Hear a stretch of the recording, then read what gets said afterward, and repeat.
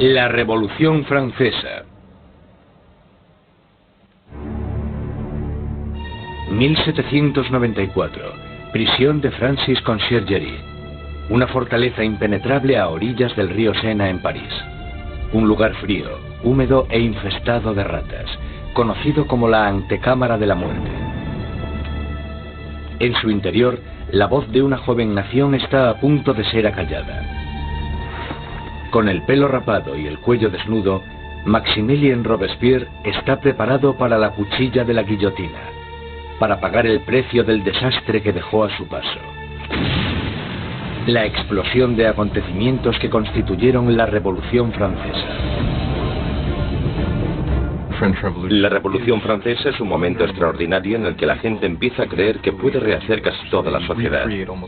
No solo pueden cambiar la política, las instituciones, sino que a través de la acción política pueden cambiar también la propia naturaleza humana. La Revolución Francesa realmente constituye una encrucijada para el mundo moderno, porque todo empieza a tomar una dirección diferente. Nacida en plena era de la Ilustración, la Revolución fue testigo de cómo la tierra feudal le daba la espalda a la tradición aristócrata y trazaba un nuevo camino para el futuro. Hará temblar los cimientos de Europa y su impacto afectará al mundo entero. La Revolución Francesa es el acontecimiento más importante de la historia occidental. Hay avances como la Revolución Industrial, el capitalismo, pero en lo que se refiere a acontecimientos no se me ocurre ninguno más importante. Fue la revolución que más alteró las cosas, si consideramos que se deshizo de la Iglesia Católica, de la cristiandad, de la nobleza, del rey, de todo aquello que es tan fundamental antes del nacimiento del mundo moderno. La Revolución Francesa dará de comer a los pobres. Traerá la democracia a Francia y establecerá un nuevo orden en la sociedad. Pero el progreso tendrá un precio. Fue un momento de una extraordinaria esperanza y ambición, y de repente se convirtió en la tragedia más espantosa. Ahora Robespierre está destrozado y derrotado. Pero hace solo 2 días se alzaba como el triunfador de la revolución más grande y sangrienta de toda Europa. Era tan fiel a sus ideales que le llamaban el incorruptible. Era tan poderoso que con la más mínima palabra podía sembrar el miedo en toda la ciudad. Robespierre era un excelente orador. Las palabras eran sus armas. Ahora, silenciadas por un disparo en la mandíbula, espera a que le llegue la misma muerte, rápida y brutal, que él impuso a muchos otros. La Revolución Francesa está a punto de probar su propia medicina.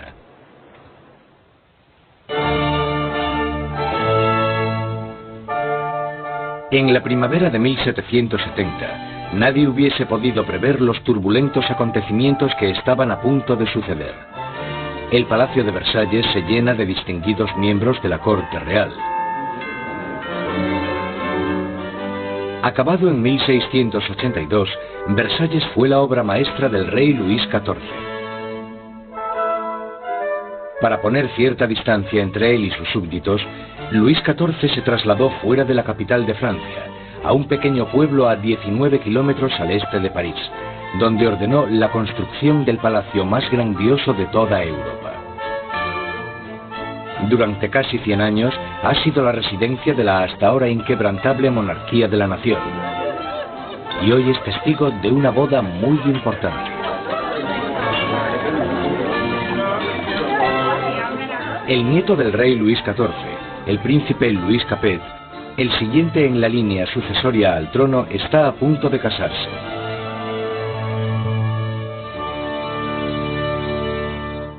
En su noche de bodas, con tan solo 15 años, Louis Capet es un chico tímido e indeciso, y posee pocas de las características propias de un futuro rey, y mucho menos de un marido. Luis era regordete, tímido, un quinceañero totalmente incompetente, con ningún tipo de distinción. La amante de Luis XVI, Madame Dubarry, le describía como un chico gordo y maleducado. Básicamente, era poca cosa. A Luis XVI le resultaba muy difícil tomar decisiones. Siempre la última persona con la que hablase podía hacerle cambiar de opinión. Estas no son las cualidades que tendría que tener un líder. El matrimonio de Luis es una unión política entre la familia real austríaca, los Habsburgos y su propia familia, los Borbones. La boda simboliza el fin de una antigua rivalidad y el principio del establecimiento de nuevos lazos regionales. La futura esposa llega a Francia, una inocente y guapa chiquilla de 14 años. María Antonieta. María Antonieta es archiduquesa de Austria. Es la hija pequeña de la emperatriz María Teresa. Llega a Francia como parte de un acuerdo matrimonial con el que se produce una alteración de las alianzas debido a que por primera vez en la historia Francia y Austria se convierten en aliados más que en enemigos. María Antonieta llega a Francia como un símbolo político, pero como a toda adolescente, no le interesan los asuntos políticos. María Antonieta llega a Versalles siendo muy joven. No sabía mucho del país en el que estaba, no conocía sus costumbres y a la corte. Era una niña fuerte, muy vivaz, pero seguía siendo una niña. Cuando María Antonieta llega a Versalles, es solo una adolescente de 14 años, rubia con los ojos azules. Es guapa. Le gusta que la gente la considere atractiva y llega con la intención de conquistar a su marido y a su nueva familia.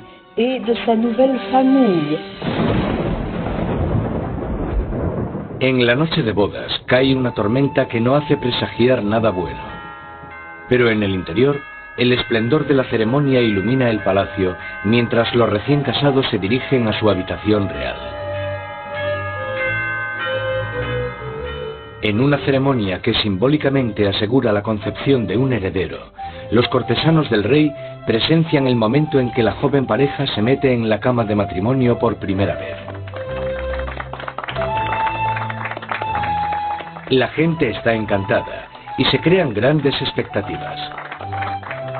Pero una vez cerradas las cortinas, se ve claramente que no será tan fácil engendrar un heredero. Luis no solo no estaba interesado en gobernar, Luis tampoco lo estaba en amar. Y las primeras noches no le hizo mucho caso a su mujer, ni por extensión a su matrimonio. Pasarán años antes de que se produzca la consumación del matrimonio. La ausencia de un heredero pronto hará que surjan rumores en todo el país que continuarán persiguiendo a la pareja en los años venideros. La gran fiesta de la boda continúa durante varios días en Versalles, pero más allá de las puertas de palacio no hay casi ningún motivo de celebración. Años de mala administración por parte de la monarquía han llevado a los franceses a pasar penurias y hambre.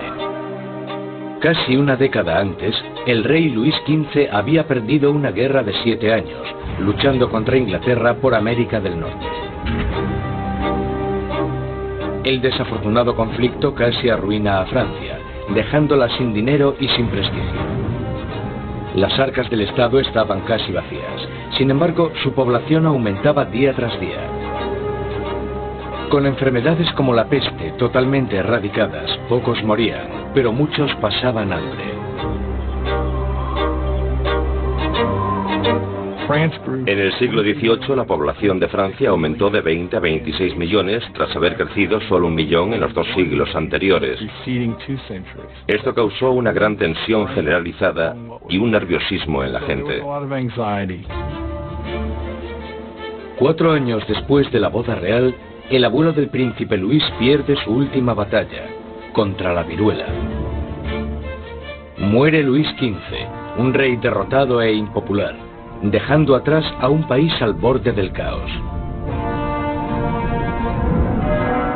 En una espléndida ceremonia, el joven príncipe Luis hereda el trono y es coronado como Luis XVI. A pesar de la grandeza de su coronación, Luis XVI es totalmente consciente de que no está en absoluto preparado para ejercer de rey. Cuando muere el abuelo de Luis XVI y queda claro quién heredará el trono, él les dice que no sabe qué tiene que hacer, que se siente como si el mundo se le hubiese caído encima. A pesar de haber tenido una educación enfocada a su futuro reinado, no se siente preparado.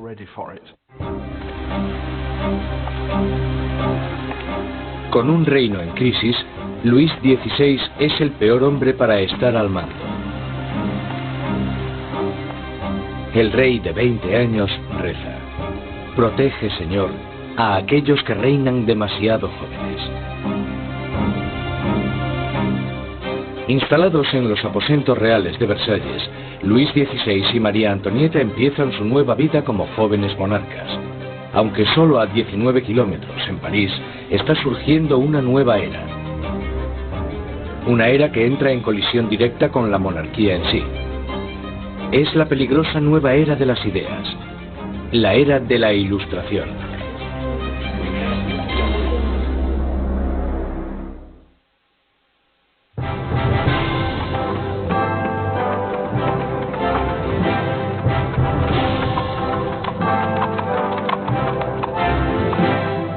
Mientras el carruaje real se va acercando al prestigioso colegio Louis le Grand en París, la gente se aglomera para echar un vistazo a la realeza. Es el momento de darle la bienvenida a París al nuevo rey, Luis XVI, y a su joven esposa.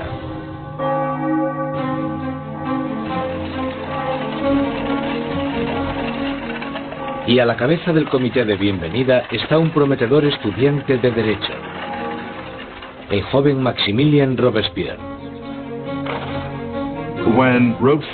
Cuando Robespierre era niño, el rey visitó su colegio y Robespierre le leyó un discurso en latín. Así que, en realidad, habló con Luis XVI cuando él era solo un adolescente. Cuando Robespierre recita su monólogo en latín, el rey casi ni se fija en el niño. Pero años después, sus destinos les unirán otra vez en circunstancias muy diferentes, mucho más dramáticas. Fue uno de estos rituales habituales en los colegios, y por supuesto es totalmente irónico porque allí estaba el joven Robespierre leyendo este discurso en honor al hombre que más tarde matará.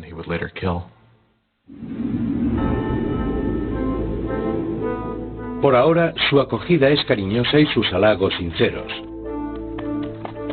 La visita de los monarcas puede que ganase los corazones de la gente, pero sus mentes se están inclinando cada vez más hacia una dirección totalmente diferente. Desde la Edad Media, la sociedad europea se había dividido en tres clases distintas, establecidas en el nacimiento. Había una gran división entre la riqueza de la nobleza y el clero y la pobreza de los campesinos.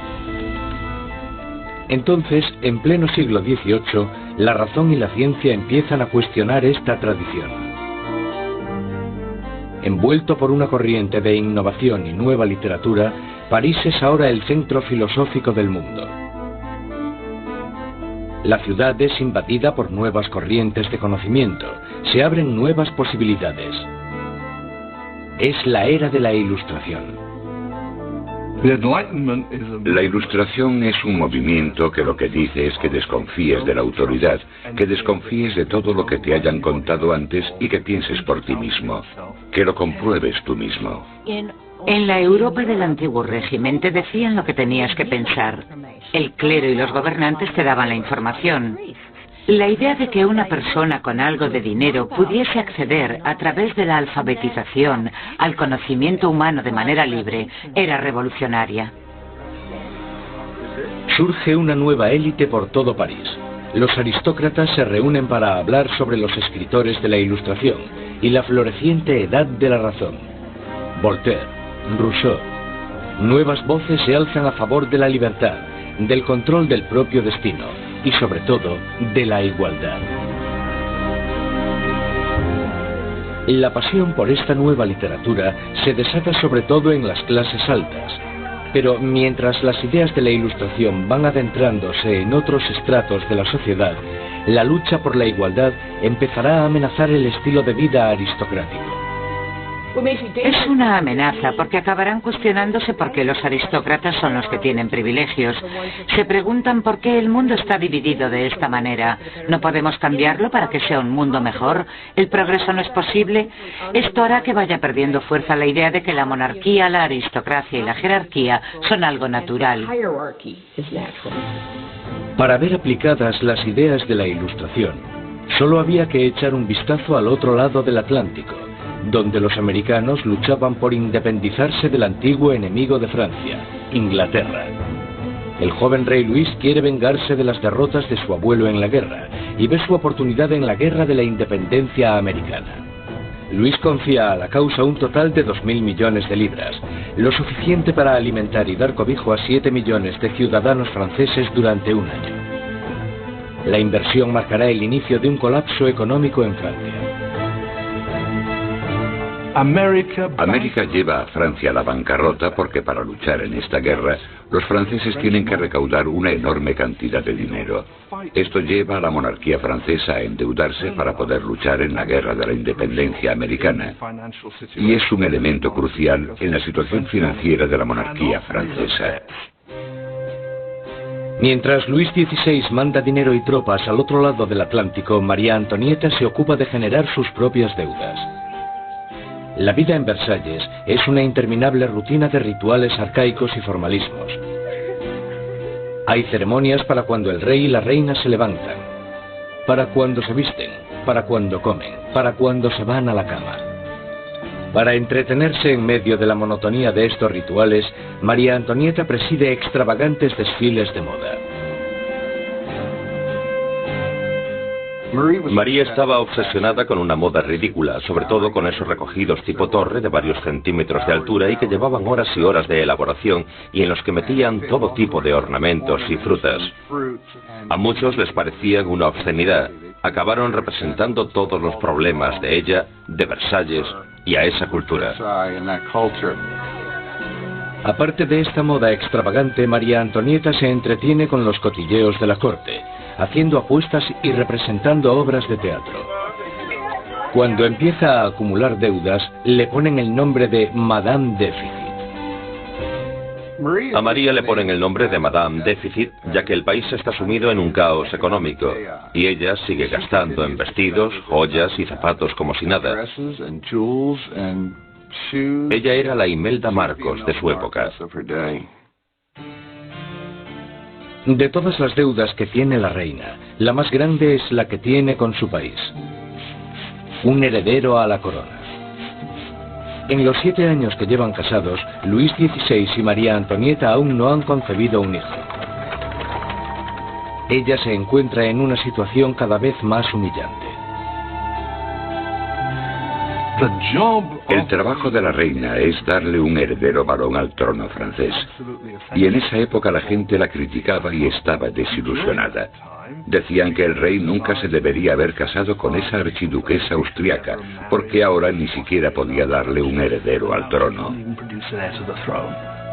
María Antonieta se encuentra en una situación desesperada. El apetito de Luis por la comida es incuestionable, pero el sexual está claro que no entra dentro del menú. María Teresa, la madre de María Antonieta, se cuestionaba: si una mujer tan guapa como mi hija no puede hacerle funcionar, ¿qué es lo que pasa? Luis XVI y su joven esposa María Antonieta no fueron capaces de concebir un hijo durante 7 años, y esto deslucirá el principio de su reinado. De sobra era conocida su afición de cerrajero. Había un montón de canciones sobre Luis el cerrajero, al que le costaba encontrar el agujero donde meter la llave. El desinterés de Luis XVI por el sexo es visto como una falta de hombría. Después de años de frustración y depresión por parte de la corte, al rey se le diagnostica una enfermedad curable llamada fimosis. Luis tenía una deformidad que hacía que la excitación sexual fuese extremadamente dolorosa, y por tanto no hubo consumación del matrimonio hasta que una operación quirúrgica lo corrigió, pero le aterraba operarse y le llevó años decidirse a hacerlo. Y cuando al final se operó, voilà. Después de una simple operación, la pareja pudo tener su primer bebé, María Teresa. Pero no es fácil reparar el daño que se le ha hecho a la imagen de María Antonieta durante años. Desde principios de 1780, las calumnias habían circulado por todo el país, sátiras pornográficas del rey y de la reina, folletos obscenos que se reían de la impotencia de Luis XVI y retrataban a la reina como una ramera promiscua en una corte pervertida y decadente. Cuando la situación en el campo empeora, la opinión de la gente sobre la monarquía empieza a cambiar. Se producen muchas malas cosechas y la inflación aumenta el precio de la harina, llevando a la escasez de la parte esencial de la dieta francesa, el pan. Pero naturalmente estas privaciones acaban a las puertas de Versalles. Mientras los monarcas continúan viviendo en la extravagancia, las quejas se traspasan al papel. A la corte real se le acusa directamente. ¿Sabe por qué hay tanta gente necesitada? ¿Es acaso que su lujoso estilo de vida devora en un día lo que 1 millar de hombres necesitaría para subsistir? ¿Quién es el hombre que está detrás de estas acusaciones?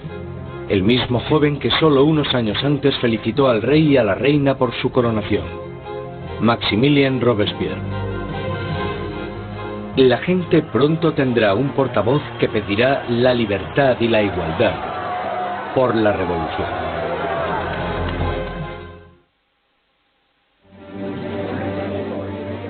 A finales del 1700, Versalles es un oasis de extravagancia, rodeado de una tierra desesperada.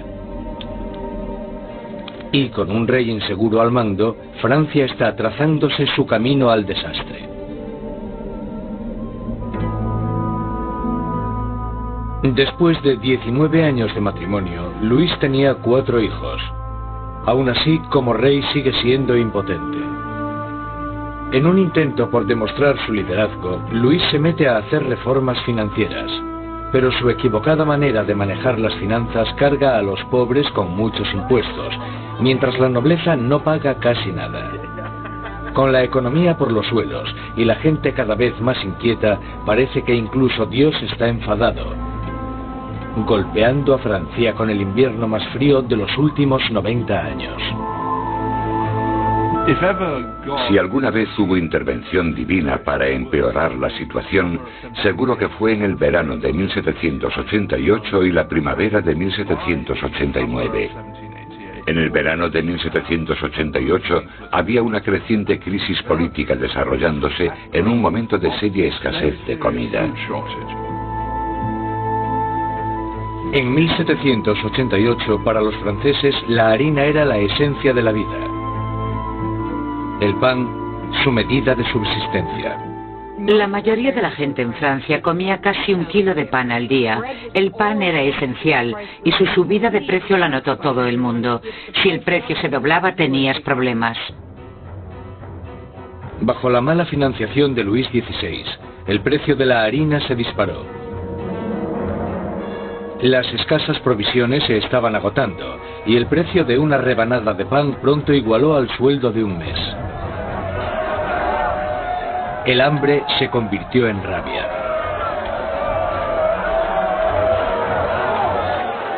Surgen disturbios por toda Francia. Se atacan casas. Se roban panaderías. Y los panaderos, acusados de guardar pan, son linchados allí mismo.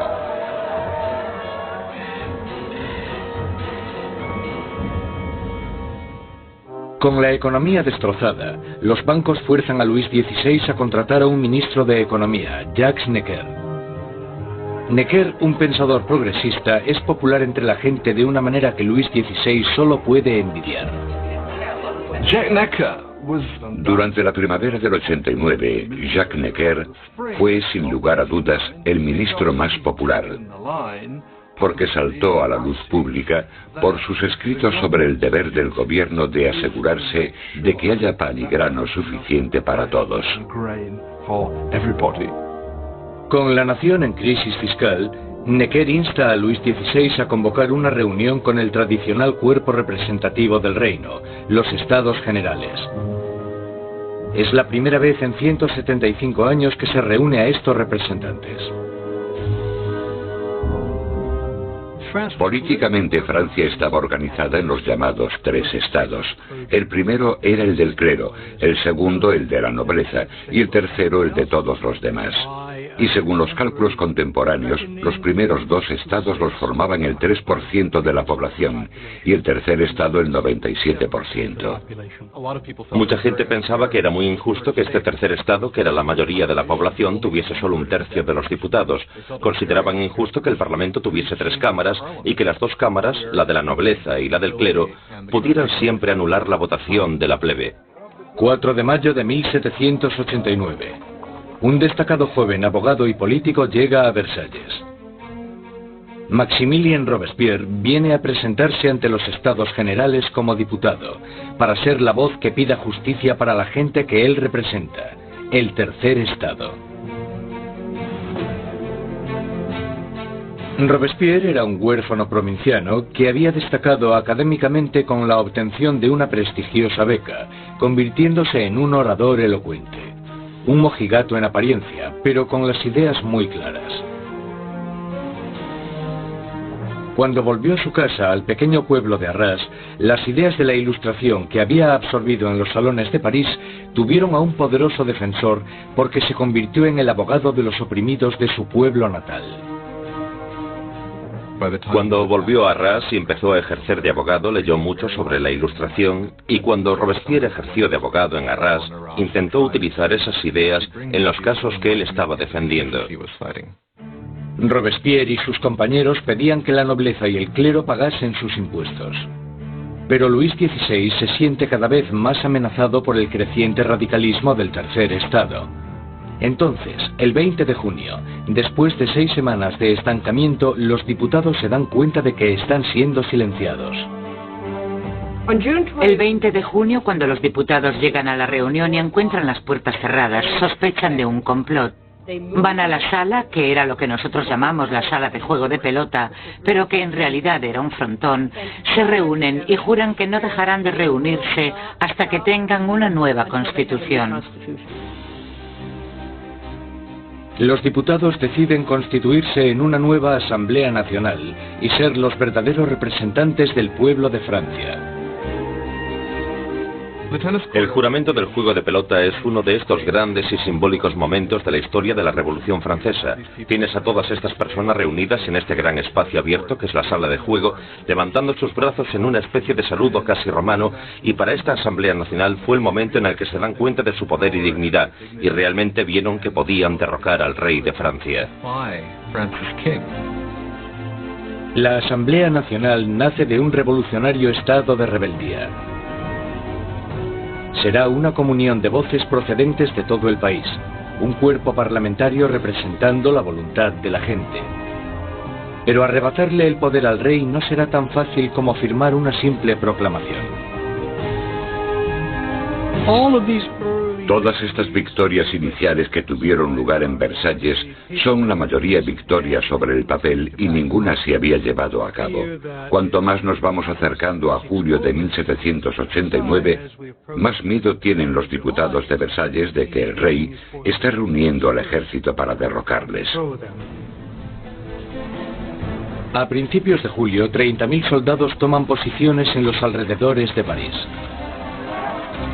Para defenderse, la gente forma una nueva Guardia Nacional. Los revolucionarios asaltan las armerías de París y se van con más de 28.000 mosquetes. Lo único que les falta es la pólvora, y la gente sabe dónde encontrarla. En el centro de París se alza un enorme castillo de piedra, conocido como el símbolo del dominio feudal. La Bastilla.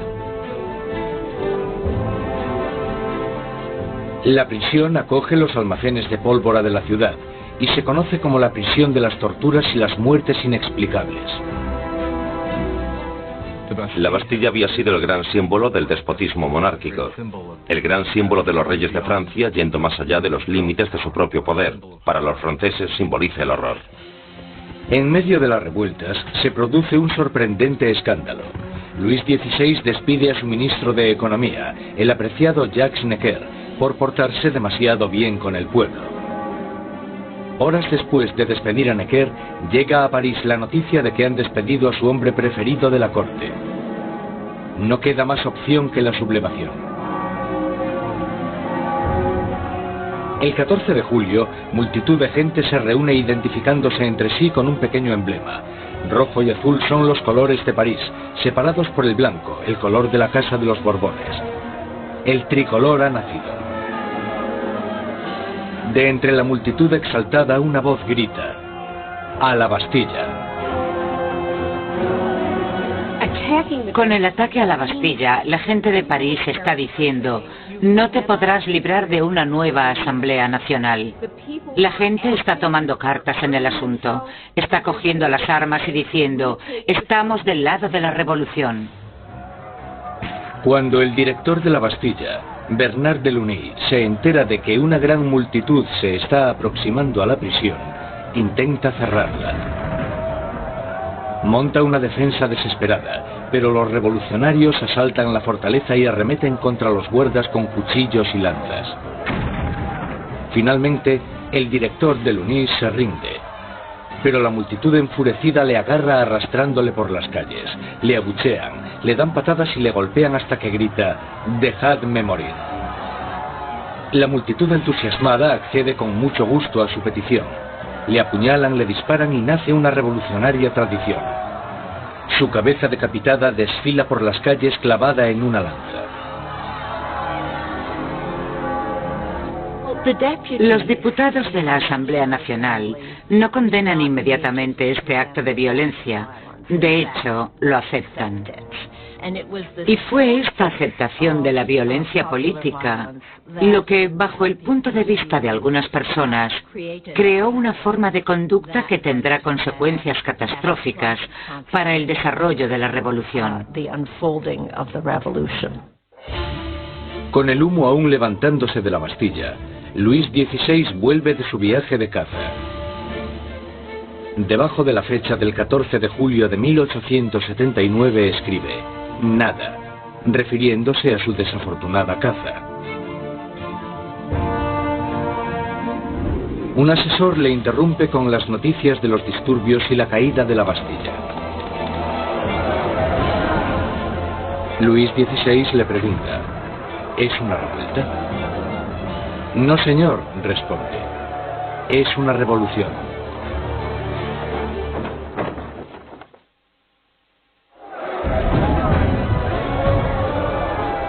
La victoria en la Bastilla desata el irrefrenable torrente de la revolución. La gente ha desafiado a su rey y ha ganado. No hay vuelta atrás.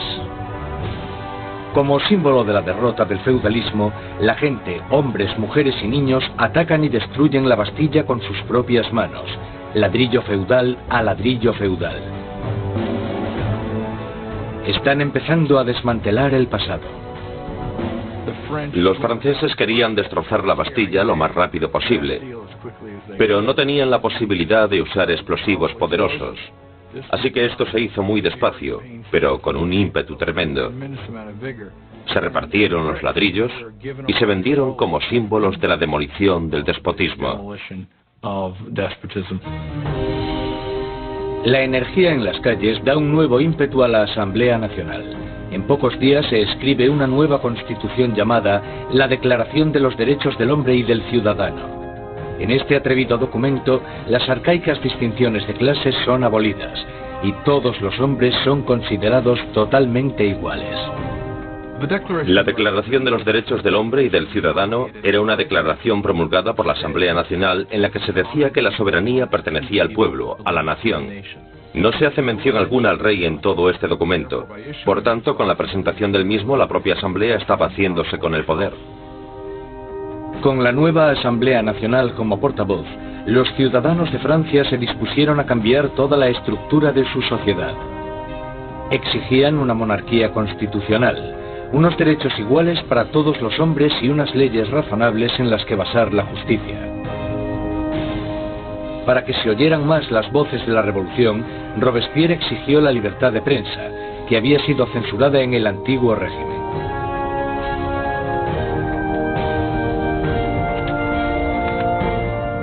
Como resultado, la prensa libre la encabeza l'ami du peuple, el amigo de la gente. Un periódico radical lleno de sermones sarcásticos y provocadores. Es la creación de un exmédico, Jean-Paul Marat. Después de un periodo de fracasos profesionales, Marat acabó viviendo en la pobreza y durante un tiempo encontró refugio en las alcantarillas de París. Allí fue donde contrajo una dolorosa enfermedad de la piel que le obliga a pasar largo tiempo dándose baños medicinales. Un Marat amargado y fracasado encuentra en la revolución la válvula de escape perfecta para su desgracia.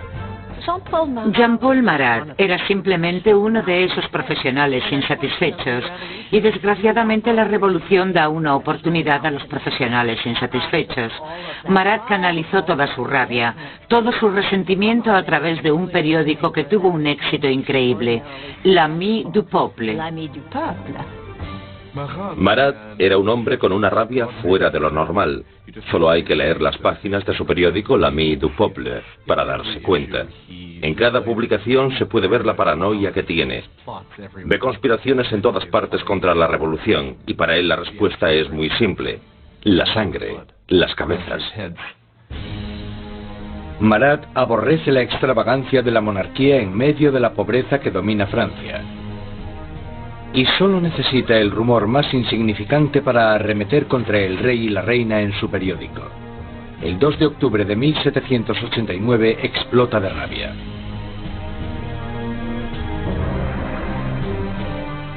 A París llega la noticia de que el rey ha celebrado una fiesta en Versalles y que en ella los decadentes monarcas habían tirado al suelo la bandera tricolor, el símbolo de la revolución, y la habían pisoteado.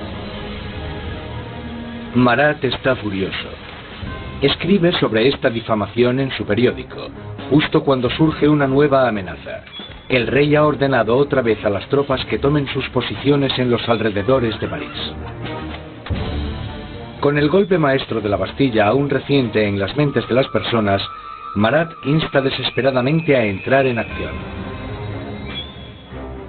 Gente de París, es el momento de que abráis los ojos. Salid de vuestro letargo, despertad. Una vez más, despertad. 5 de octubre. París se despierta con un ensordecedor ruido de campanas. Las mujeres se reúnen cerca del ayuntamiento para protestar por la escasez de pan. Y, según la gente se va enterando de la ofensiva fiesta del rey, el miedo al acercamiento de las tropas reales se mezcla con la rabia. Pronto, miles de mujeres se dirigirán a Versalles, con lanzas y pistolas en sus manos. Las mujeres van a exponer sus quejas al rey.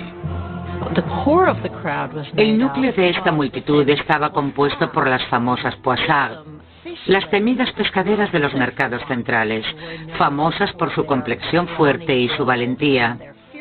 Iban equipadas con cuchillos enormes de escamar pescado y estaban muy fuertes para transportar cajas. Yo no me atrevería a meterme con ellas. Son mujeres de los barrios pobres que se ven afectadas por el aumento del precio del pan y la escasez de productos. De repente se dan cuenta de que tienen que hacer algo.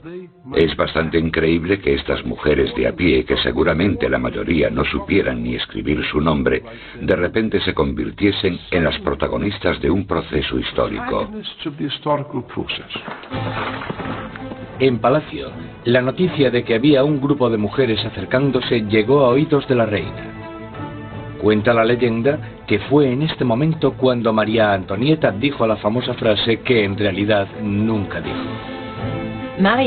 María Antonieta no dijo dejadles comer tarta. Eso es un mito.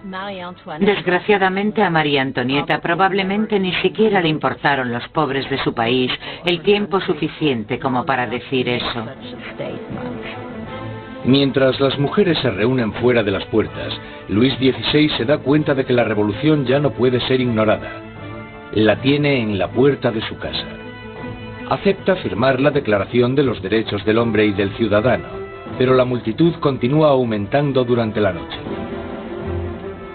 Cuando llega la mañana, hay 20.000 personas acampadas fuera de Palacio Real. Para acabar con los signos de distancia entre el rey y sus súbditos, la multitud enfurecida pide que el rey y la reina se trasladen a París. Más indeciso que nunca, Luis XVI es demasiado débil para responder. Su indecisión desatará la furia entre la multitud y pondrá las vidas de la familia real en grave peligro. Al no conseguir conformidad inmediata con lo que ellas quieren, realmente parece que van a matar a la reina. Un grupo de mujeres entran en el palacio, pidiendo a gritos la sangre de la reina. Matan a los guardas, los decapitan y clavan sus cabezas en lanzas. Estaban como locas gritando por todo el palacio. Dadme sus entrañas, dadme su cabeza, yo quiero una pierna, yo quiero un brazo. Creo que estaban tan frenéticas que si la hubiesen encontrado probablemente la habrían descuartizado.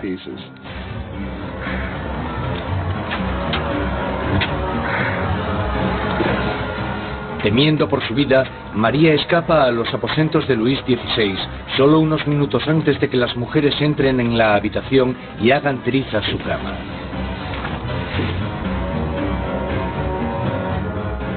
El rey y la reina están ahora a la merced de la multitud. Y lo que la multitud quiere es un poco de atención por parte del rey. La única forma de que las mujeres se calmen es que la familia real acepte ir a París, porque creen que una vez que estén allí, entonces pueden obligarles a hacer lo que la gente de París quiera. 60.000 personas inician la marcha, llevándose de Versalles carros y carretas de harina de la despensa real. El carruaje real es escoltado todo el camino hasta París. El rey y la reina son obligados a ir a París, con las cabezas de los guardas que habían sido masacrados en el castillo.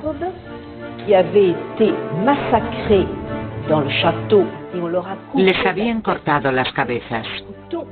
Es realmente un acto de violencia extrema. Las cabezas se reconstruyen con maquillaje y desfilan delante del carruaje del rey y la reina. El rey y la reina hacen del Palacio de las Tullerías su nuevo hogar. Nunca volverán a ver Versalles. Una vez que la familia real se traslada a París, se convierten en prisioneros de París. Ellos lo saben y todos lo saben. Tienen grandes limitaciones de lo que pueden hacer. Son los prisioneros de la capital, de eso no hay duda. Abandonan Versalles y la asamblea se traslada a París. El poder está ahora en manos de la gente. Francia tendrá una nueva democracia, unas nuevas leyes, y una nueva e inolvidable forma de justicia hará su debut en el Estado revolucionario. La guillotina.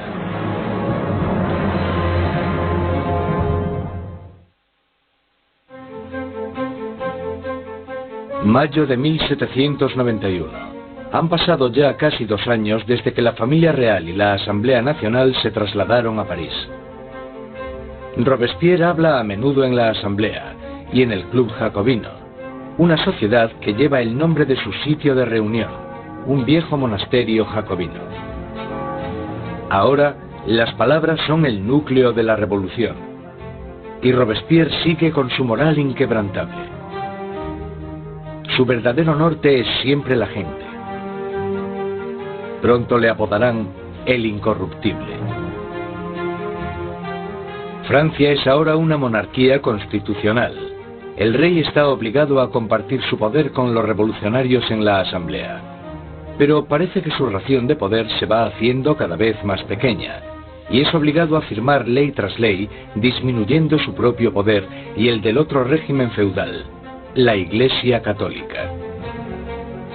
Luis decide que ha llegado el momento de escaparse de los confines de la nueva república y montar una campaña para reclamar su reinado.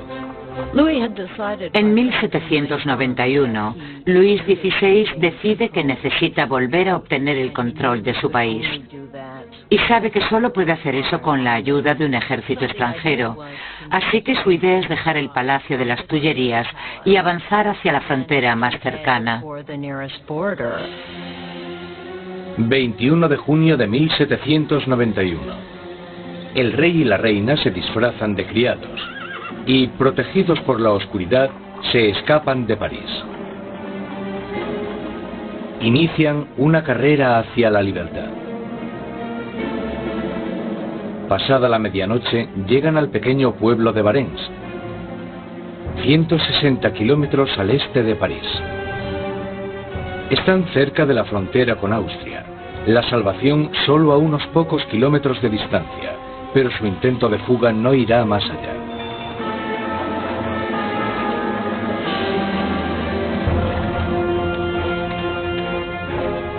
Los rumores del viaje de los monarcas les habían precedido.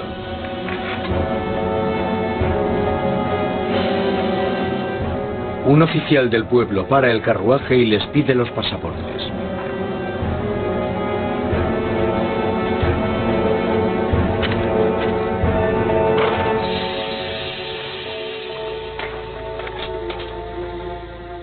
Las sospechas del oficial se confirman.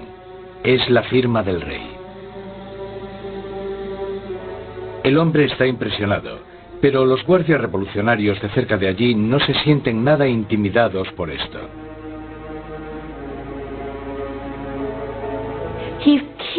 Él espera todo el tiempo que la gente le reconozca y que se produzca una rebelión a su favor, y para su horror y sorpresa, no se alegran de verle.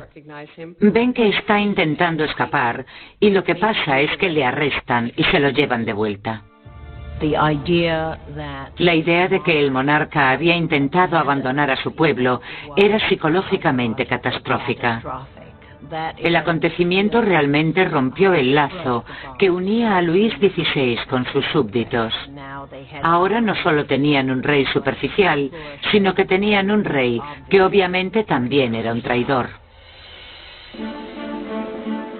Con los enemigos oficiales de la familia real en el poder, este pasa de Luis XVI, ahora un rey prisionero, a los revolucionarios de la Asamblea.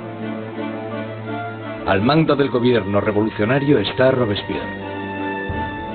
Él brilla en lo alto del podio, dictando órdenes de todo tipo.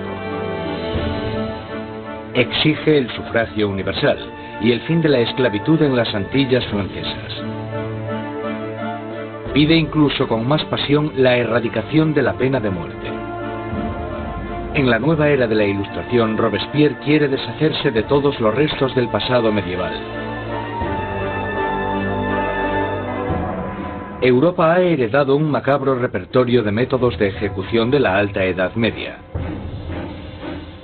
Muertes crueles y tortuosas, a base de arrastrar, descuartizar, colgar, ahorcar y quemar en la hoguera. Bajo el antiguo régimen había toda una colección de truculentos castigos. La decapitación estaba reservada para la nobleza, y algo que la revolución quería desde el principio era que todo el mundo tuviese una muerte igual. Querían simbólicamente que todos pudiesen tener el mismo castigo. A pesar de la oposición de Robespierre, una nueva máquina de matar toma protagonismo en París. El inventor y físico Joseph Ignace Guillotin diseña una nueva máquina de decapitación, convirtiendo la antigua decapitación en una experiencia humanitaria.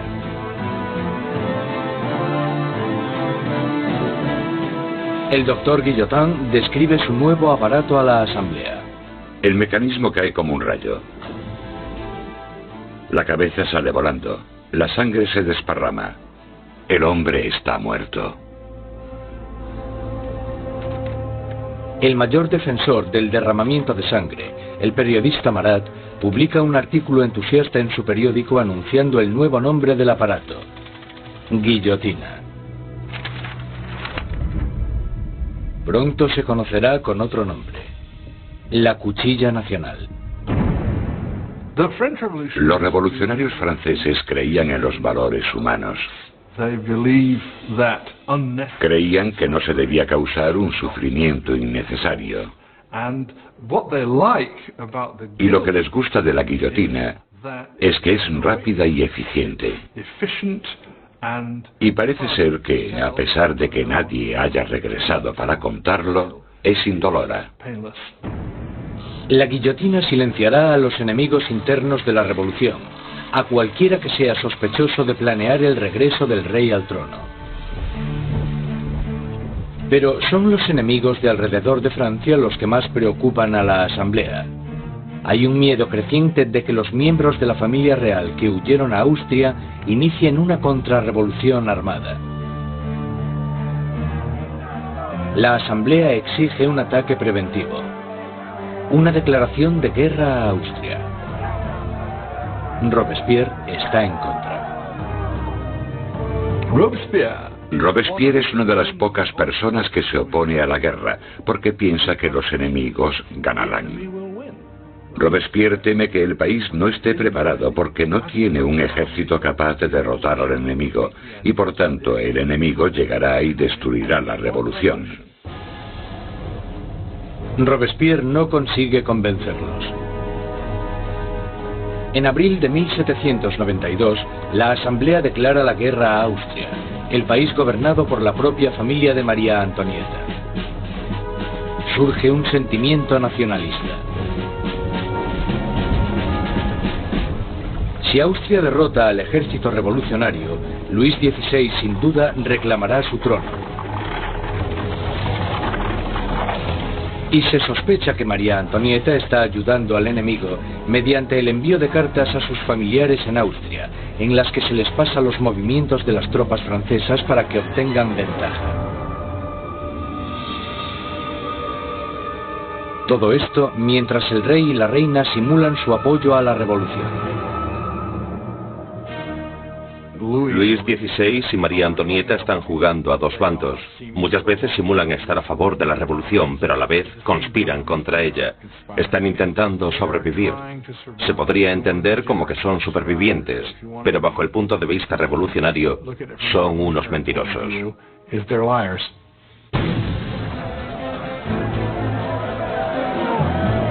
Con el ejército francés sufriendo grandes pérdidas en la frontera, llega la noticia de que en París el aliado de Austria, Prusia, se ha unido a la invasión.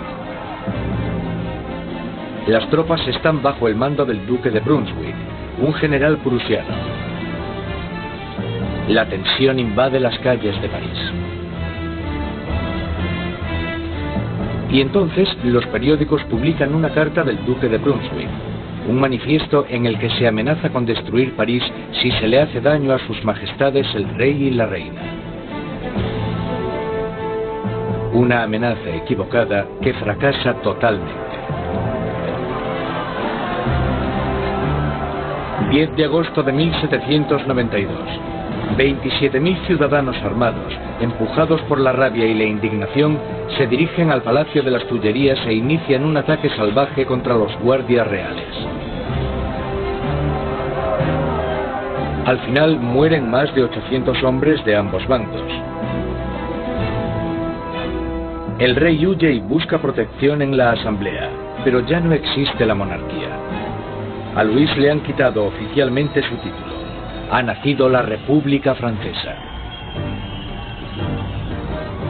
La cuchilla de la guillotina es bautizada con la sangre de los restantes guardias de Luis XVI.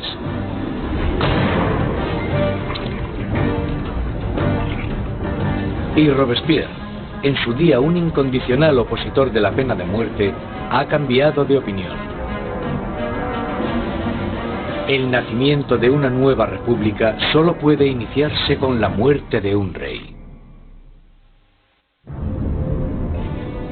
El nuevo y espeluznante aparato del doctor Guillotin se cierne sobre París como una advertencia, el castigo por desobedecer la ley y el orden. Recientemente bautizado con la sangre de los guardias del rey, pronto terminará también con la vida del rey.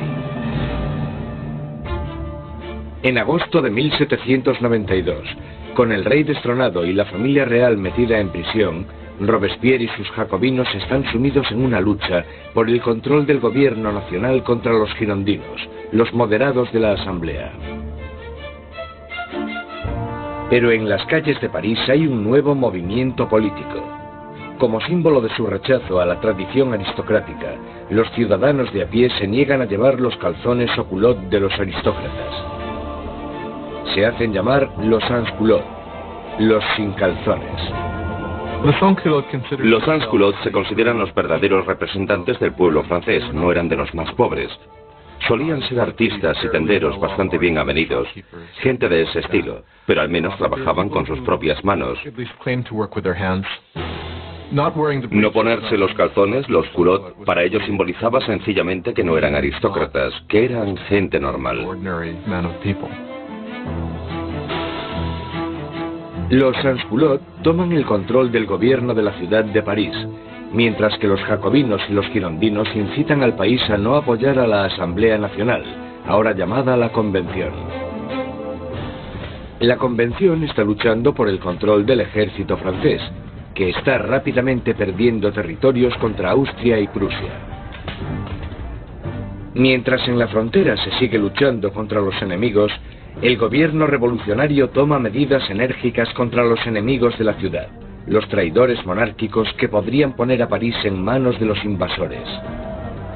Más de 100 personas son arrestadas y metidas en prisión, curas, periodistas y hombres y mujeres de a pie.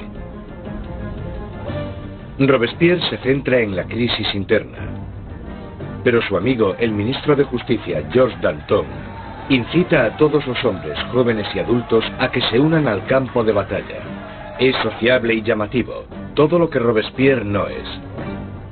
Pronto, el nombre de Danton se empieza a oír por todo París. Danton es un personaje lleno de vida, grandilocuente, un bebedor empedernido, libertino, que a pesar de pertenecer a la clase alta, al contrario que Robespierre, es capaz de identificarse totalmente con los trabajadores, de una manera que Robespierre simplemente no puede. Según se va acercando el enemigo, la convincente retórica de Danton moviliza a la gente, haciendo que muchos se decidan a acudir al frente. Hay un momento muy famoso en el que los ejércitos austríaco y prusiano les están invadiendo, y él se pone delante de la gente y grita eso de: para vencer nos hace falta audacia, más audacia y siempre audacia. Realmente es una persona capaz de dirigir a un país en la lucha contra el invasor. Es un momento extraordinario. Al irse tantos hombres al frente a luchar, París se queda indefenso, con las cárceles llenas de prisioneros políticos. Un miedo inquietante inunda la ciudad. La creciente multitud de prisioneros quizás sea difícil de contener. Marat lanza a los ciudadanos revolucionarios una propuesta sangrienta: bajar a las prisiones y matar a todos los que estén dentro. Los ejércitos extranjeros estaban acercándose a París. Si llegan a entrar en contacto en París con los enemigos de la revolución en las prisiones, entonces esto hubiera dado lugar a algo terrible desde el punto de vista de la gente.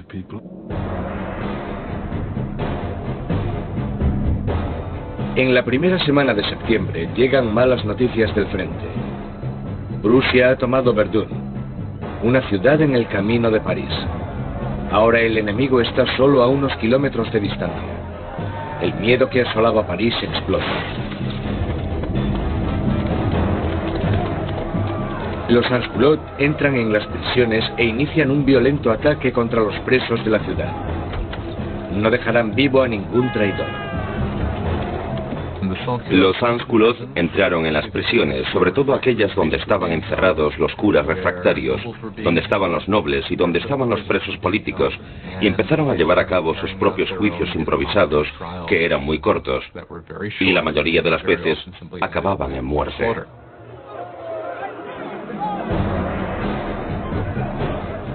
Las mujeres son violadas o mutiladas, los curas son destripados, los aristócratas descuartizados.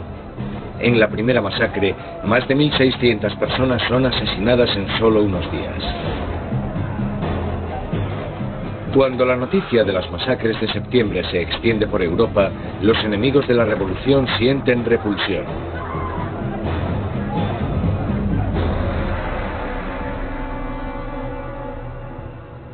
Al otro lado del Canal de la Mancha, el London Times publica su repugna. ¿Son estos los derechos de los hombres? ¿Es esta la libertad de la naturaleza humana? Los tiranos más salvajes que vagan a cuatro patas por los territorios inexplorados de África son incluso superiores a estos animales parisinos de dos patas. La revolución ha tomado un rumbo intolerable. Incluso Robespierre se da cuenta de que las cosas han ido demasiado lejos, que la gente no puede dirigir sola la revolución. Necesitan a alguien que les guíe. Una mano de hierro. Gracias al poder de sus palabras, el incorruptible salta a la palestra como el hombre que puede guiar a la revolución. Robespierre, que anteriormente había apoyado la monarquía constitucional, ahora cree que ya no hay sitio para un rey. Se toma una decisión trascendental. Francia llevará a juicio a su propio monarca.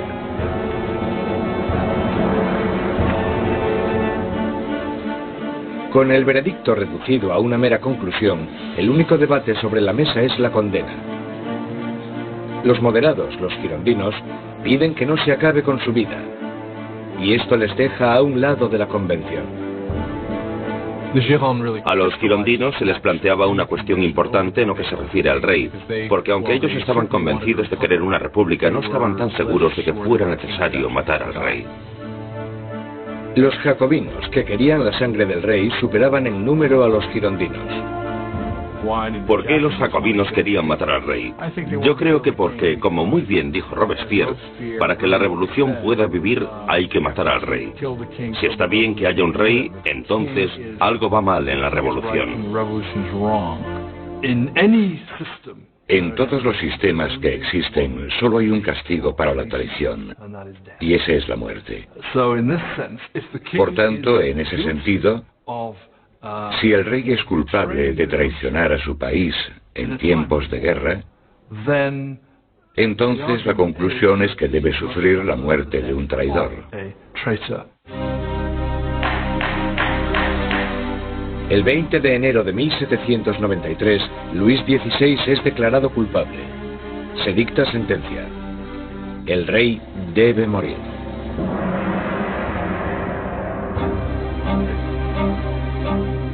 Esa noche se reúne durante un rato con su familia. Él está calmado, y entre los llantos de sus familiares les promete que volverá a la mañana siguiente para despedirse definitivamente. Pero no lo hace.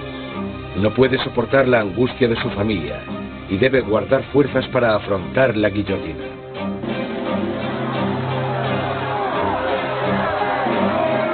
A la mañana siguiente, un carruaje lleva a Luis XVI al patíbulo. Estoicamente camina hacia la guillotina.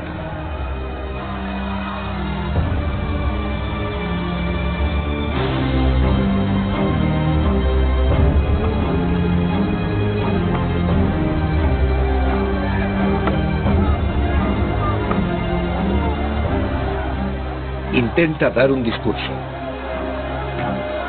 Confío en que mi muerte sirva para hacer feliz a mi pueblo, pero siento pena por Francia y temo que pueda sufrir la ira del Señor.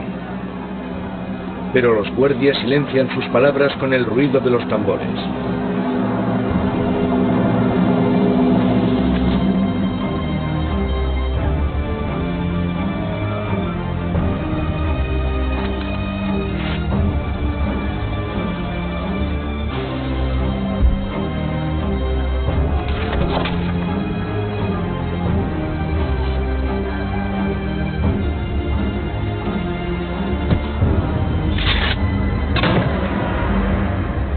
A las 10:22 de la mañana se acaba con la vida del hombre que fue rey de Francia.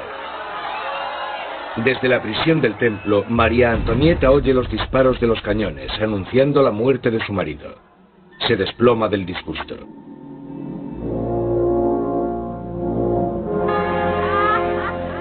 La sangre del rey es derramada. La revolución victoriosa. Pero los enemigos de la revolución pronto reclamarán su propia victoria. Su objetivo, el hombre que está pidiendo que rueden tantas cabezas. Jean-Paul Marat.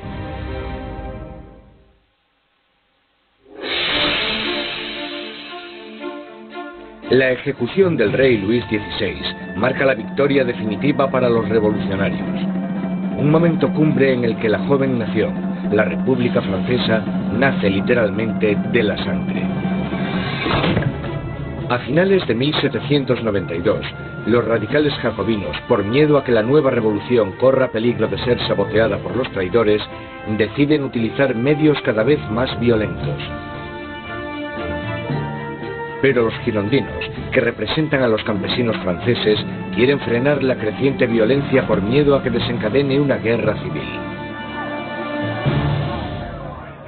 Su mayor oponente, Jean-Paul Marat, responde a los girondinos con furiosas palabras en su periódico, publicando los nombres de aquellos que él cree que están conspirando contra la revolución.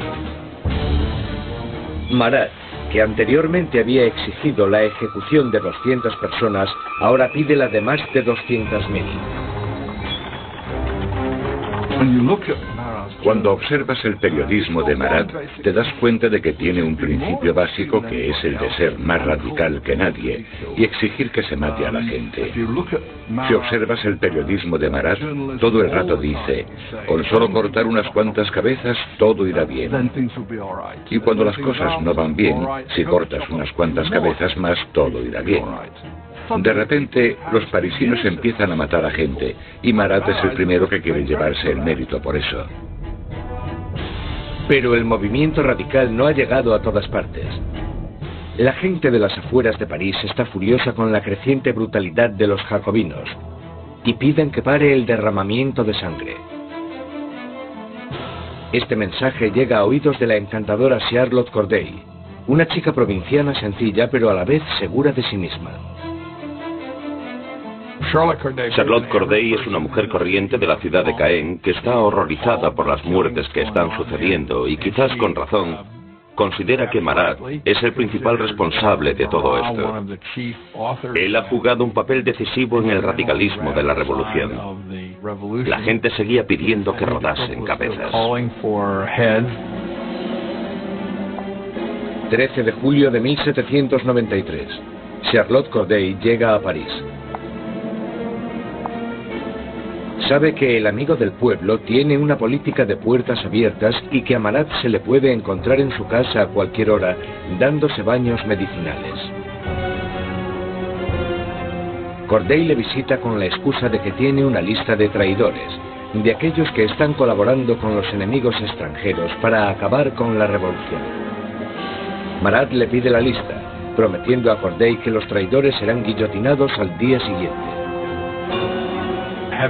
Y cuando se la da, coge una daga, un pequeño puñal, y se lo clava en el pecho.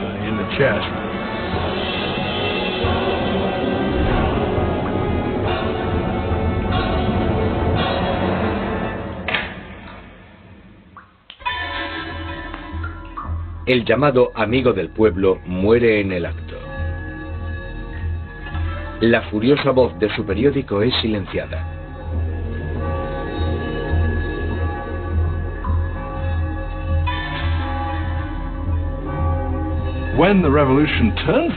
Cuando la revolución se convierte en un baño de sangre, es muy fácil echarle la culpa a él, y por supuesto eso fue lo que hicieron los que le odiaban o le temían. Y esa es una de las razones por las que Charlotte Corday lo asesina en 1793, porque cree que él es el responsable de muchas de las sangrientas atrocidades que han ocurrido.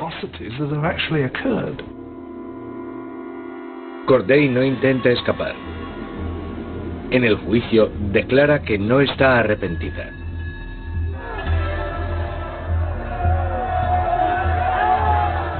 ¿Qué esperaba conseguir asesinando a Marat?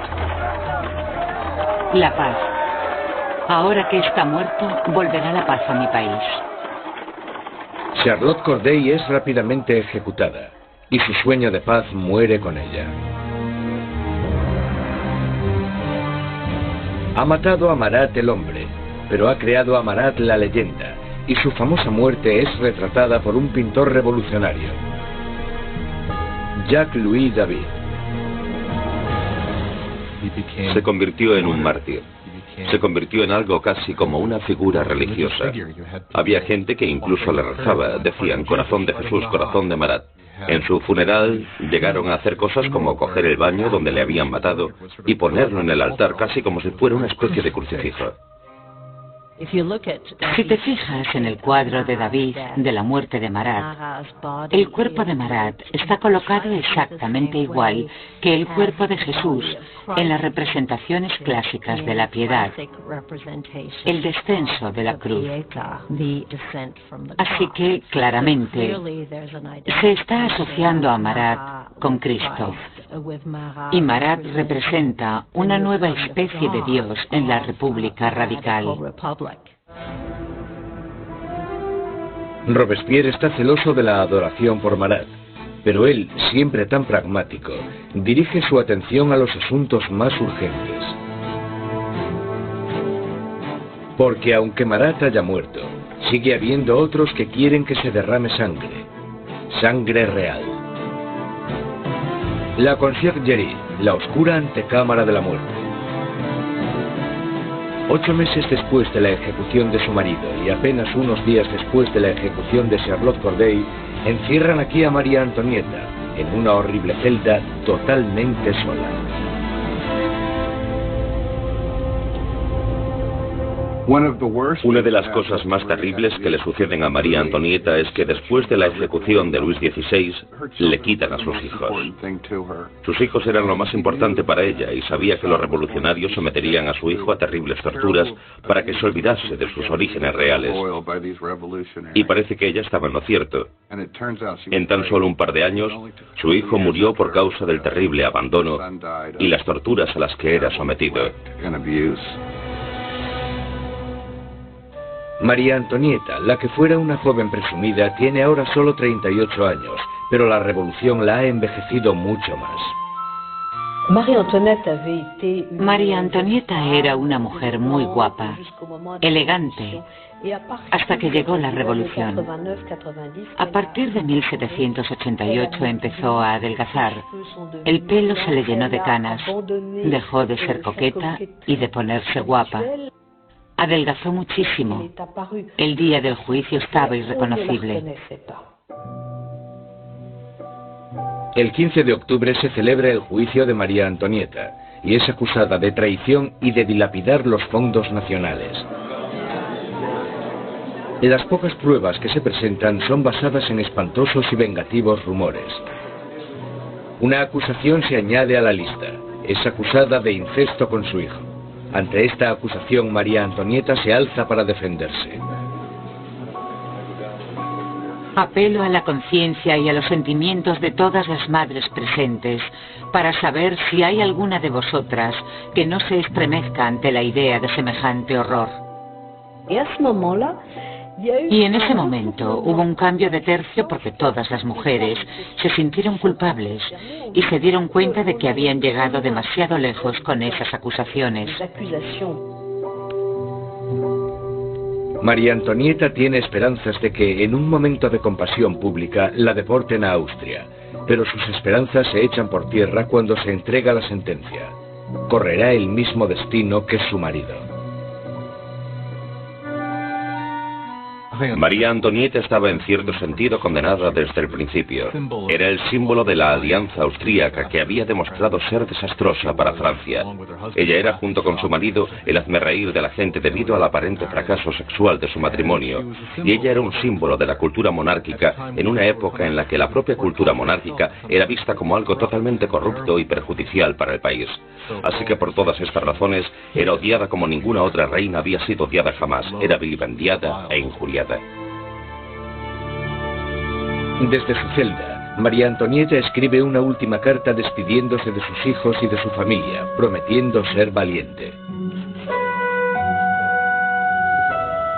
Le cortan su pelo blanco y largo para prepararle para la guillotina.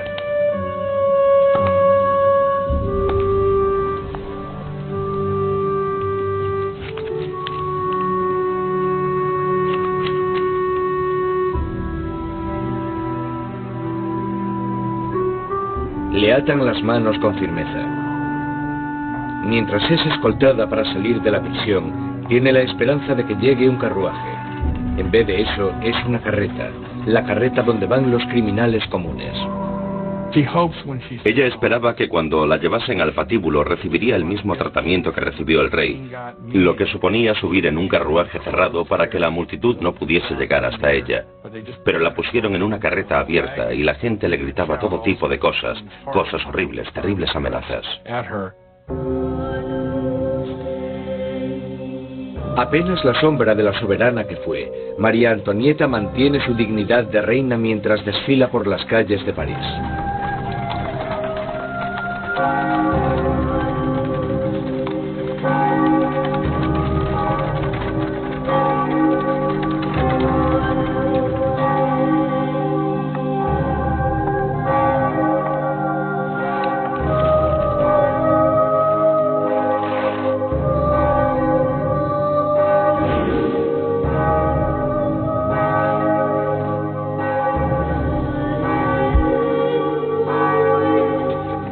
Su nombre y las acusaciones contra ella se leen en voz alta.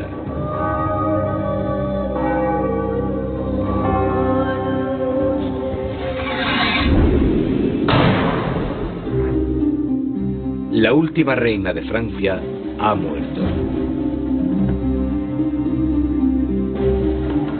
Varios días después, tras incontables ejecuciones, un miembro de la Convención Nacional comenta lo absurdas que son estas masacres, y sus aliados, uno detrás de otro, son guillotinados.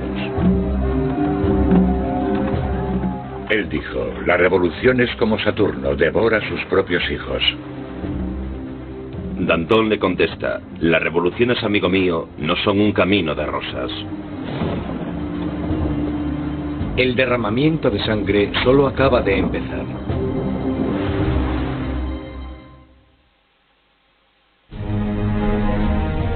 Septiembre de 1793.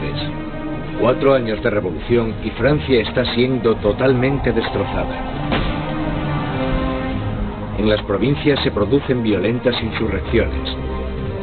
Y en la guerra contra Europa están perdiendo a muchos hombres. Tras sufrir una terrible derrota, los británicos toman la ciudad costera de Toulon. Europa está minando cada vez más las fronteras francesas. Francia es el país más grande y más poblado de Europa Occidental y tiene un gran poder militar.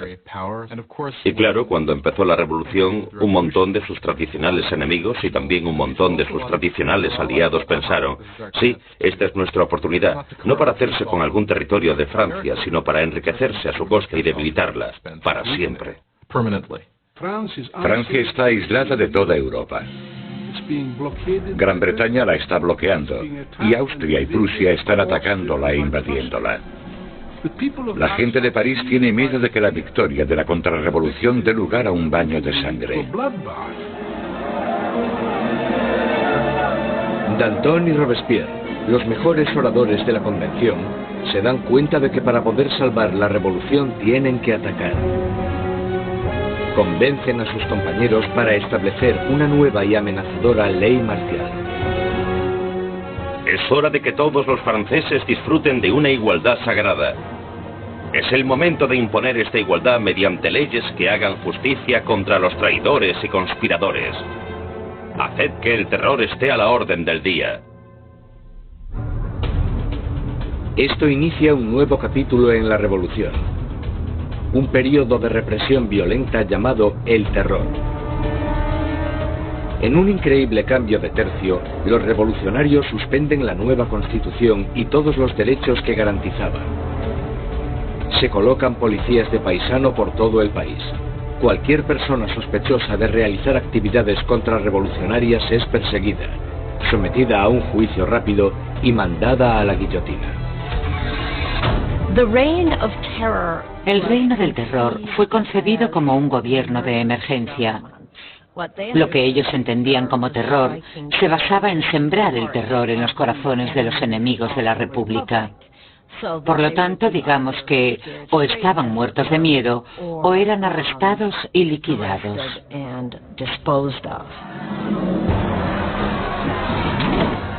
La más mínima sospecha podía mandar a cualquiera al patíbulo.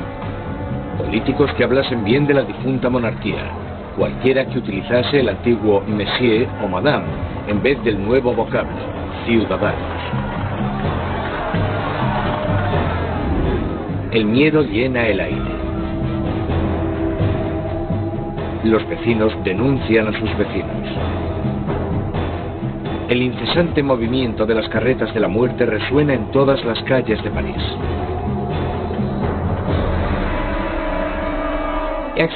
La gente está totalmente pendiente de las ejecuciones. Saben que en París hay policías de paisano, bastantes policías de paisano por todas partes, de pie en la cola del pan, escuchando lo que las mujeres dicen y arrestándolas si no les gusta lo que oyen. Podían arrestarte por quejarte por lo caro que estaba el pan. Podían arrestarte incluso por no estar demasiado contenta con el curso que tomaban las cosas y con el éxito de la revolución, así que en realidad casi todo lo que comentaras podía traerte problemas. La Asamblea constituye un tribunal revolucionario, acelerando los juicios y las ejecuciones con una eficacia implacable. Para consolidar el poder, forman un consejo de 12 hombres y lo denominan el Comité de Seguridad Pública. A la larga, el poder tuvo que ser delegado en un grupo más pequeño, que se convirtió en el Comité de la Seguridad Pública. Al final eran 12 personas que gobernaban Francia como una dictadura colectiva. Por sus discursos magistrales y su visión revolucionaria, Robespierre enseguida se convierte en el portavoz del comité.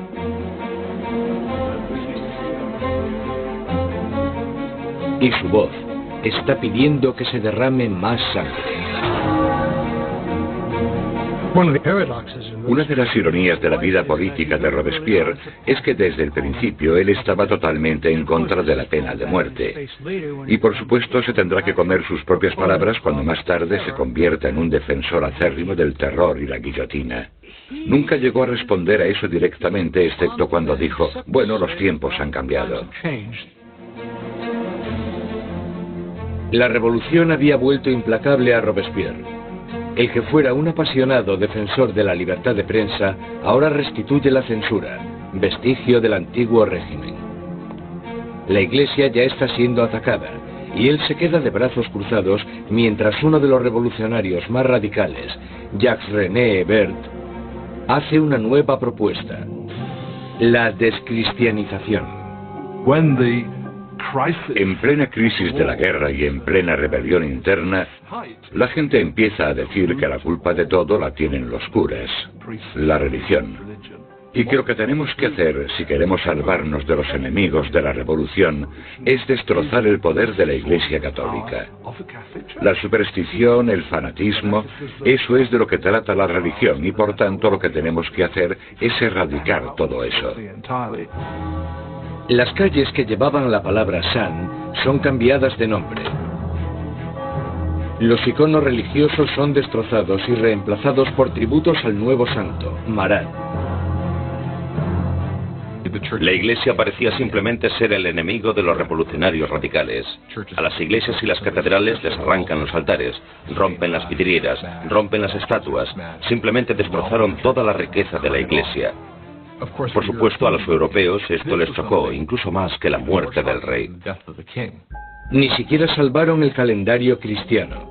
Los años ya no son numerados a partir del nacimiento de Cristo, sino a partir de septiembre de 1792, el año del derrocamiento de la monarquía. Ahora es el año 1. A los meses se les da un nuevo nombre según las estaciones. Julio se convierte en Termidor, abril en Floreal. Los meses duran 3 semanas, cada una de 10 días de duración. El calendario revolucionario seguramente fue diseñado como una especie de arma contra el cristianismo, contra la creencia cristiana. Por supuesto, al tener una semana de 10 días, la gente ya no sabría cuándo era domingo. Eso era lo que esperaban. El terror se extiende por toda Francia. Se condenan las insurrecciones con una sanguinaria e implacable crueldad. En la ciudad de Lyon, donde los contrarrevolucionarios están ganando terreno, el Comité de Seguridad Pública sienta un ejemplo brutal. Cientos de rebeldes son atados, llevados a campos y acribillados en masa.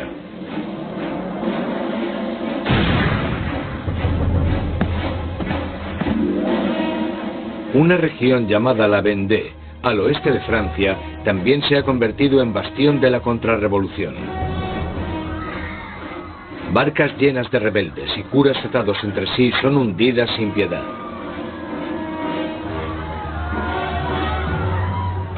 Más de 100.000 personas son asesinadas solo en la zona de la Vendée.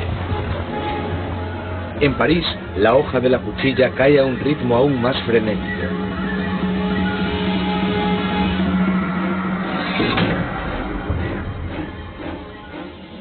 Pero los ejércitos franceses están finalmente obteniendo victorias en la frontera. Bajo el mando de un magnífico joven comandante llamado Napoleón Bonaparte, el ejército francés obliga a la Marina británica a realizar una humillante retirada en Toulon. La revolución está en su punto álgido. Robespierre está en su momento de más poder. Ha acabado con los enemigos de la revolución y ha asegurado su éxito sembrando el terror.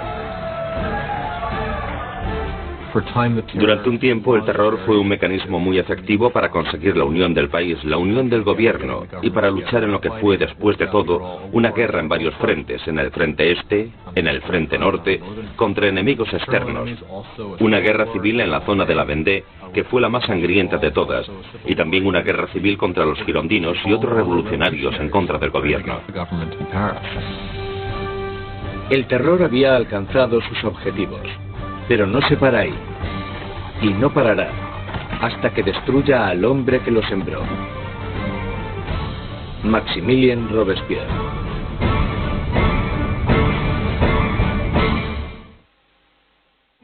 Con la sangre del terror, Maximilien Robespierre ha rescatado a la revolución. Un enérgico ejército está defendiéndose contra los ataques en la frontera, pero las dificultades internas aún no se han sofocado. En la cima del éxito, Robespierre sueña con un reto aún más grande: sembrar más terror para crear un nuevo tipo de sociedad. La República de la Virtud. Con virtud se refiere a la virtud cívica. Es un principio fundamental para Robespierre. Por ejemplo, no puedes ser un ciudadano virtuoso con simplemente obedecer la ley. Debes de estar activamente involucrado en el trabajo del Estado, y eso incluye acabar con los enemigos del Estado. El 5 de febrero de 1794, Robespierre da un discurso destacando su filosofía. El terror sin la virtud es desastroso, pero la virtud sin el terror no vale para nada. Asocia la virtud con el terror. El terror en ese momento se convierte, a su manera de ver, en un instrumento con el que crear virtud. Pero otros no están de acuerdo. Para Danton, la revolución está yendo por el camino equivocado. Él y sus seguidores, los dantonistas, creen que es el momento de acabar con el terror, porque este ya ha hecho su función. En la primavera de 1794 las cosas empiezan a mejorar. Ya no hay tantos problemas con la comida, la campaña de guerra está yendo mejor, y Danton está diciendo básicamente que necesitan establecer una nueva base de gobierno, moverse hacia la normalización. Robespierre piensa que es demasiado pronto. Danton empieza organizando un grupo para debatir cómo acabar con el terror. Robespierre lo interpreta como una amenaza directa al gobierno. No lo ve como una simple diferencia de opinión sobre la dirección que debe tomar la política, lo ve como una traición. Y en la República de la Virtud de Robespierre, solo hay una respuesta a la traición. Los dantonistas son perseguidos y enseguida sentenciados a muerte. Robespierre ha mandado a cientos al patíbulo, pero estas ejecuciones le ponen nervioso. No acudirá a la decapitación de sus antiguos amigos y aliados. Mientras sube las escaleras de la guillotina, Danton grita: De lo único que me arrepiento es de irme antes que esa rata de Robespierre.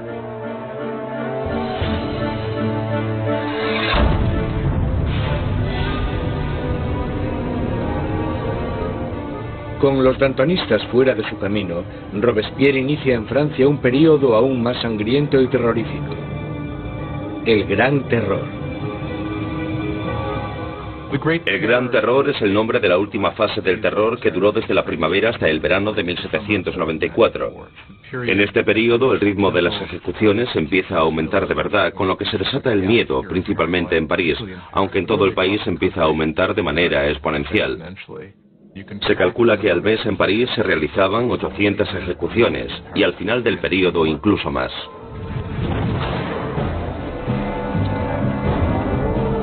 El verdugo de París está más ocupado que nunca. Pero el 6 de junio de 1794, las carretas de la muerte dejan de sonar. La guillotina permanece silenciosa. Robespierre ha declarado un nuevo día de fiesta religiosa, el Festival del Ser Supremo. Quiere reemplazar al viejo dios católico por uno nuevo, la diosa de la razón. Dicen que Robespierre nunca apoyó las políticas ateas. Él pensaba que la gente necesitaba creer en una divinidad, y ayudó a introducir este culto, que se llamaba el culto al Ser Supremo. Y creo que fue en junio de 1794 cuando se colocó este increíble escenario, con coros de gente vestida de blanco cantando, y se construyó esta especie de montaña de papel maché en el centro de París. Y en el momento más importante de la ceremonia, el propio Robespierre salió de la cima de esta montaña vestido con una toga y caminando montaña abajo. Y creo que en ese momento un montón de gente pensó, vale, ¿quién se cree que es? ¿Acaso se cree que es Dios? ¿Acaso se cree que es el rey? Mientras el Gran Terror se descontrola, los aliados de Robespierre se dan cuenta de que ha perdido totalmente el contacto con la realidad. Hay algunos que piensan que Robespierre realmente había llegado a un punto tan extremo e irracional que ya no había vuelta atrás. Unos creen que su fanatismo le ha superado y otros que simplemente se ha vuelto loco. Una vez más, Robespierre centra sus sospechas en aquellos que están cerca de él. El 27 de junio, ahora el 9 de Thermidor, aparece en la convención y da un discurso lleno de amenazas. Será el último discurso que dará. Robespierre comete un error. Anuncia que tiene una nueva lista de enemigos de la República, pero no quiere darla. Todo el mundo teme estar en ella, y cuando al día siguiente decide hacerla pública, le arrestan antes de hablar. Un improvisado coro de voces grita a Robespierre. Él les mira en silencio. Los diputados le acusan de rebeldía e inmediatamente le retiran de la convención. Robespierre y varios de sus aliados son llevados al ayuntamiento, donde permanecen vigilados durante la noche. Por la mañana temprano se oyen disparos y los guardias corren al segundo piso. Abren las puertas y se encuentran con una escena espeluznante. Uno de los aliados de Robespierre se ha tirado por una ventana. Otro se ha pegado un tiro en la cabeza. Y a Robespierre lo encuentran semi-inconsciente, con una herida de bala en la cara y la mandíbula destrozada por un supuesto intento de suicidio.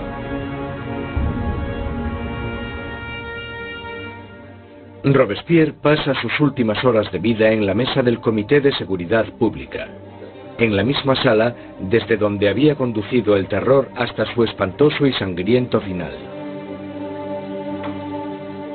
Mientras es ridiculizado e insultado por sus antiguos aliados, Robespierre es incapaz de responder. El gran maestro de la oratoria ha sido acallado.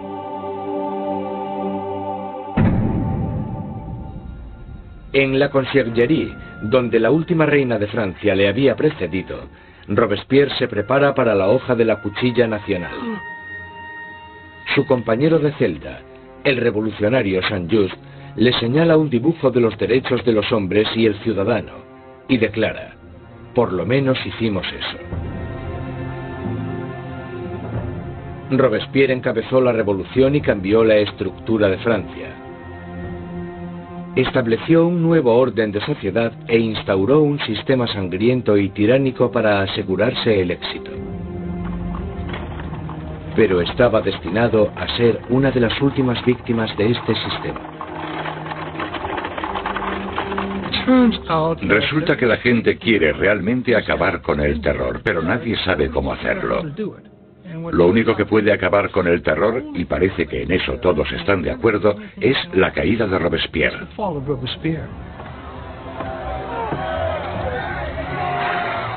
El 27 de julio de 1794, la guillotina acaba con el incorruptible. Y la última sangre del terror es derramada. El terror muere con Robespierre, pero la revolución no. Los derechos del hombre, la democracia, la nueva república, los logros de la revolución sobrevivirán más que cualquiera de los propios revolucionarios. Francia entrará en un período de incertidumbre, paralizada por el miedo a otro terror, o incluso algo peor, la vuelta a la pasada monarquía opresiva.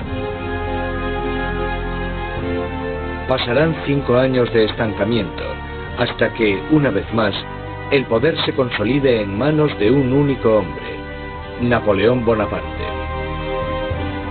Los historiadores no se ponen de acuerdo sobre cuándo terminó la revolución. Algunos creen que terminó con la subida al poder de Napoleón. Otros mantienen que la revolución continuó hasta el siglo XIX e incluso más allá. La Revolución Francesa es un momento en el que la gente toma por primera vez las riendas de su propio destino. La idea de que los súbditos de la monarquía más antigua, más prestigiosa y más poderosa de Europa pudiesen reescribir su historia fue algo que tuvo una resonancia increíble. La revolución destruyó la antigua Europa feudal y cambió para siempre el curso de la civilización occidental. Con la Revolución Francesa surgen muchas preguntas. ¿Cuánta violencia está justificada para conseguir una sociedad mejor? ¿Tiene la gente derecho a acabar con lo que consideran un sistema injusto para reemplazarlo por lo que están convencidos en sus corazones de que es un sistema más justo? ¿Cuánta violencia está justificada para poder llevarlo a cabo? Aún hoy en día nos preguntamos todo esto. Cuando Robespierre y sus aliados estaban ocupados conduciendo a su país hacia el futuro, muchos de ellos se debieron haber preguntado cuál sería el resultado final. Más de 200 años después del nacimiento de la República Francesa, el fantasma de Robespierre está aún presente en las revoluciones. Desde Rusia hasta Vietnam, desde China a América Latina. Los experimentos franceses con la democracia han inspirado los modelos de todo el mundo. Sea donde sea que haya una tiranía, el grito pidiendo justicia perdurará para siempre. Libertad, igualdad, fraternidad. Por la revolución.